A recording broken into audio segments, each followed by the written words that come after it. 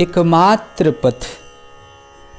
पंडित और विद्वान लोग कहते हैं कि ज्ञान और कर्म के द्वारा मुक्ति लाभ संभव है। जो लोग कर्मयोगी हैं, कर्म का पथ अनुसरण करते हैं, वे कहते हैं कि कर्म के द्वारा मुक्ति लाभ संभव है। यहाँ मुक्ति का अर्थ स्थायी मुक्ति या मोक्ष है।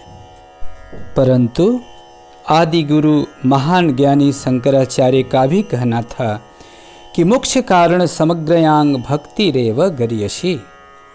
समस्त पंथों में भक्ति का पथ ही सर्वोत्तम पथ है ईश्वर कृपा पाने के लिए।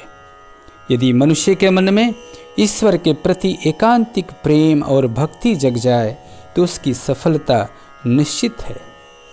भगवान कृष्ण ने भी गीता में यही कहा है, सर्वधर्मान परित्यज्य माम एकं शरणं व्रज अहं त्वा सर्व पापेभ्यो मोक्षयिष्यामि मा शुचः।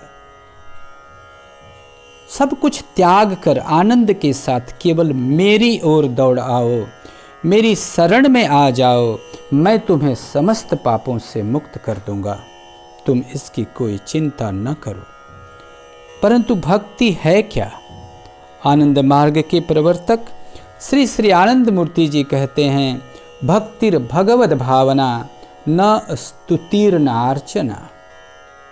एकनिष्ठ भाव से भगवान की भावना लेने का नाम ही भक्ति है। भगवान की स्तुति गाना या विभिन्न प्रकार की अर्चना करने के साथ भक्ति का कोई संबंध नहीं है। तो भी भक्त की इच्छा होने पर वे ऐसा कर सकते हैं, किंतु यह भक्ति साधना का अत्यावश्यक अंश नहीं है।